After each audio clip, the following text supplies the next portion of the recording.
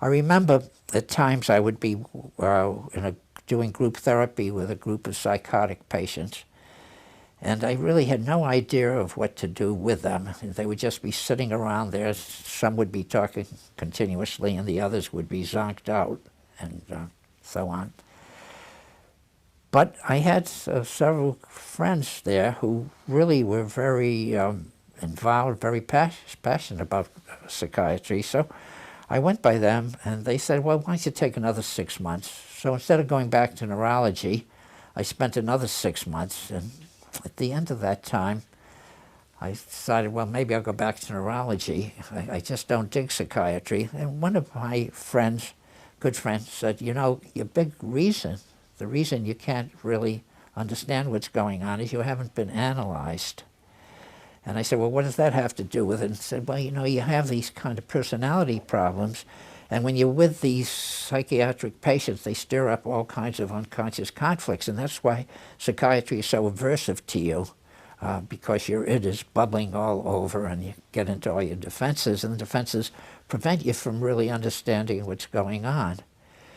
So I said, well, you know, as long as I've invested 6 months, I'll take a leave of absence from neurology, and I'll try to find out more about psychoanalysis. So I then went to the Austin Riggs Center in Stockbridge, Mass.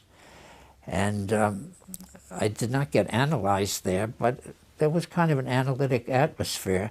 And it began to dawn on me that psychoanalysis really did have the answer, not only to neuroses, but to all kinds of human problems, war and peace, and even medical problems. So when I came to Philadelphia, I decided to get analyzed. And I went through my whole analysis, and at the end of the analysis, I thought, well, psychoanalysis is really okay, and it really does have an awful lot of answers, but I didn't like the psychoanalytic establishment, and so I thought they were very arbitrary, and they were very ritualistic, and it was a little bit like a religion. I moved from being a committed psychoanalyst to being an uncommitted psychoanalyst to being something nebulous to being a cognitive therapist. So there was a series of stages. When I finished my analysis... This was in the late 50s you're talking about? Yes, in the very late 50s, I had finished my analysis, and I was interested in depression for a couple of reasons. One is I had a lot of patients who were depressed, and so I was interested in just being able to treat them as well as I could. And secondly, I was very much interested in evaluating the whole psychoanalytic notion of depression. And it's at that particular time, there were two schools of thought in psychology. One believed in psychoanalysis, and the more academically oriented psychologists are really quite skeptical about psychoanalysis. So I thought that if I could do some good solid research on some of the psychoanalytic hypotheses, that this could help to persuade the very skeptical academic psychologists that there was something to it. Depression was a very good topic to research, and the reason for this is that the theory was very clear-cut. According to psychoanalytic theory, people have a lot of hostility for some reason or another, but the hostility is not acceptable to them, and so they repress the hostility, and when it gets repressed, it runs against this barrier of defense mechanisms, and it then gets deflected inwardly, something that we call the theory of retroflected hostility. And when the hostility gets reflected inwardly, it then is manifested in a whole series of symptoms. And one of the symptoms, obviously, is that the person is very self-critical. They feel very bad about themselves, and even in the more ultimate phase, they might even become suicidal and want to commit suicide.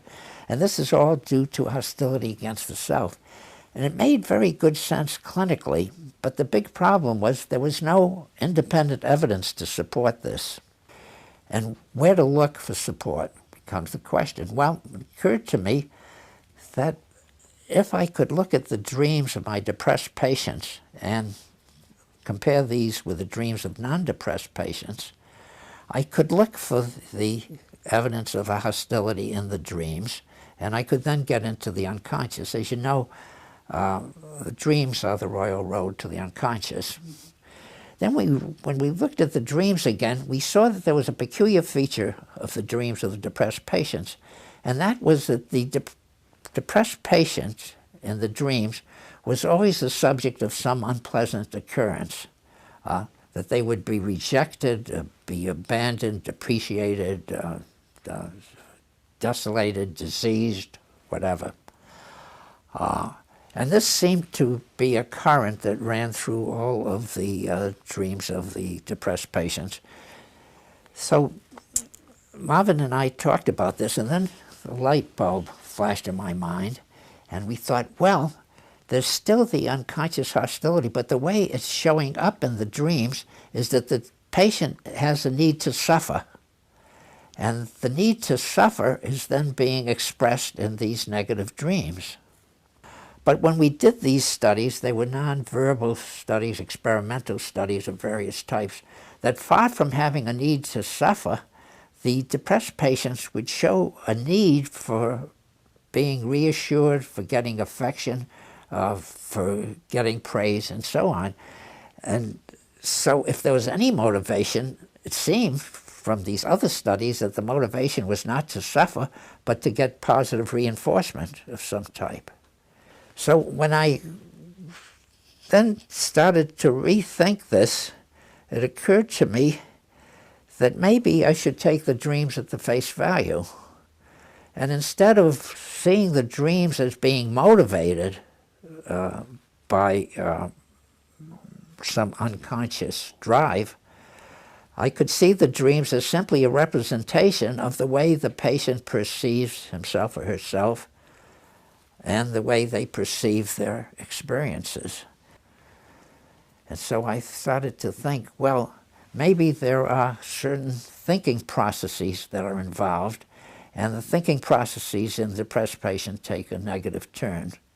So then another light went off in my head, and I started to think, this seems to be totally contradictory to the way I was thinking, because what she is doing is she's reporting having some thoughts that don't fit into my theory, and it's these thoughts themselves that seem to be stirring up the anxiety, not the sexual material, but it's these thoughts, and the thoughts have to do with self-critical thoughts. So then I started to ask other patients during the session what thoughts they were having during the session, and it turned out that they were having same type of negative self-deprecatory thoughts. And after having seen this in a number of patients, it occurred to me that there's a whole stream of kind of preconscious thinking that goes on that people don't generally report to the analyst, or at least they weren't reporting it to me, and that these thoughts that they were having had to do with some kind of an internal communication system, not the kind of things that one reports to other people, but the kind of automatic thoughts that one has, such as when you're driving, you have an automatic thought, there's a bump in the road, I'll steer around it. These thoughts happen automatically, and they're not only very quick, but they go away very quickly, and people don't pay too much attention to them. But even though they don't pay much attention to them, they can trigger all kinds of emotions, anger, euphoria, sadness, and so on. And so I got the notion that people had negative beliefs, and the negative beliefs would act as a kind of prism, and it would block out positive things and only allow in negative things. And it was also a warped prism, so that the interpretations that people would make of what was going on were distorted. Well, at that particular time, I became aware of the work of Albert Ellis, and Ellis had actually come before me in terms of seeing the relationship between people's thinking and their affect, or their thinking and their behavior. So he had already written a book on this, and he had developed a therapy, which he called rational motive therapy. And so I borrowed some of his thoughts, some of Ellis's techniques, and I would have people now start to examine their thinking, not challenge them, which was Ellis's term, but to start to explore, investigate, evaluate their automatic thoughts. And we would do this in a variety of ways. One is if a person had a negative thought, such as, my wife doesn't love me because she ran off without saying goodbye. So we'd say, first of all, is this the only time she's done this, or does she do this a lot? Second, that's selective abstraction. Are you making some general statement? This is overgeneralization, and so on. And then we say, now, is there some alternative explanation? Or does it logically follow that the reason she went off is because she didn't care for you? When I started to have people looking at their automatic thoughts, they started to get better. And while I could have patients doing analytic therapy with me for 2-3 years, after about 10 or 12 sessions, the patient would say, well, doctor, you've helped me a lot, bye-bye. And my caseload shrunk. However, as with anything else, the cognitive therapy has to be adapted to the particular patient problems. So when a patient is in severe depression, you can't necessarily start with a cognitive restructuring, such as what are the alternative explanations, does it logically follow, and so on. What they have to do is they have to get activated. They're in a state of torpor, basically. And by getting them activated, then you can help to neutralize their negative beliefs about themselves, such as, I'm useless, worthless, I'm never going to get better, and things are only going to get worse, and so on. So we use what's called behavioral activation, and that consists of giving the patient a whole series of activities and have them rate the activities. And so many of them will have the attitude, well, okay, so it was very hard for me to make a phone call, but I followed your advice and I made a phone call. But what does that matter? No, anybody can make a phone call. And then you say, no, but that's a mastery experience, because for you, making a phone call is very difficult. And so what you have is a good mastery experience. So you have to rate this as a mastery experience. And then the other thing is we would have them note down anything that they did that was pleasurable.